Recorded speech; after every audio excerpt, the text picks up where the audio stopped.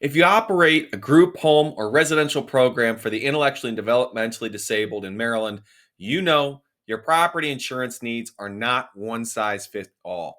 And in this video, I'll break down what you need to know about protecting your properties, avoiding costly gaps, and making sure your insurance actually works when it matters most. So, first off, let's talk about the key assets that you own and what you need to be insuring. I'm going to break them down into a couple categories. First, you have buildings. If you own the buildings where you operate, or if you're required by contract to insure them, you need to insure those properties. It could be a large apartment complex, it could be a single family home. I see a lot of that. And the insurance for those buildings is based on a couple of factors. It's based on year built, where it is, square footage, the construction type, so the materials that were used to build it, and what's occupying the building. And if you take that information and you put it in what's called a replacement cost estimator, and you can ask your broker to do this, it's going to give you an idea of how much it would cost to rebuild the building. This is an important factor. When you're dealing with insurance, it's not about how much you could sell the property for. Because if you take a townhome in Hagerstown and you move it to Washington, D.C., the cost to sell that thing is like 10 times more, right? But if you're talking about how much it would cost to rebuild that building, the cost difference isn't all that much. There is some difference. The labor in DC is more expensive than Hagerstown, but it's not that much. So use replacement cost estimates to figure out how much coverage you actually need to rebuild the structures that you own. So that's buildings. After that, you've got contents, which is going to be everything that's inside the building. So if you have an office building, it's going to be desks, chairs, computer equipment. If it's a group home, it's going to be beds, TVs, couches, all the things that are inside the building. Basically, if you take a building, you turn it upside down, everything that falls out, that's contents. And that's what's important. If you don't know how much you should use, a good, nice rule of thumb is like 10 to 15% of the building limit. And you eyeball that and see if that seems right to you. But the most accurate way to figure out what you need there is to have a full inventory, which is going to help you at a time of claim.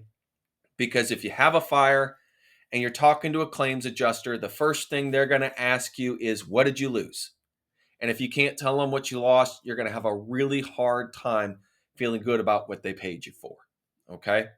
So, buildings, contents. The next piece of property you got to think about is business income and extra expense. So we're not talking about physical structures anymore. What we're talking about is the money you make out of those properties. So let's think about this. Let's say you have a fire in a group home. Those people are going to need to go live somewhere else for a period of time. That's going to cost you money. Your employees may need to work overtime to help get your clients there. That's going to cost you money. That house is going to be out of commission for a period of time. Whether or not you get to keep those clients, maybe you do, maybe you don't, but there's a good shot you're going to lose net income as a result of that event. So you just start adding all that up. That's a lot of dollars. You're talking about your net income and your continuing expenses, all for one fire that happened in one building. It can be a big problem. And one of the unique things about group homes is, you have to get licensed for a specific space. So it's not like you can pick up and move real easily like a florist could. So think long and hard about, if there's a fire in one of your buildings, how long is it going to take for you to get back into that building? Next, I want to talk you through some key mistakes I see people make with their property insurance and problems that they have. I I see it all the time. I'll have a client that will just straight up forget to tell me about a building they own or a place where they rent. And when you have that, you can't insure your buildings if your broker or your insurance program doesn't know that it exists. And in that same line of thought, if you don't have enough coverage for your content, so going back to the idea of a fire in one of your group homes, if you need $100,000 to put everything back into that house and you only had $20,000 on the policy, you're going to be out a lot of money. And this is a big problem for people when they come to a time of claim. Along that same line of thought would be underinsuring your buildings. I get it all the time where people will say, well, Daryl, this property, I could only sell it for $100,000. And that's all they want to insure the property for.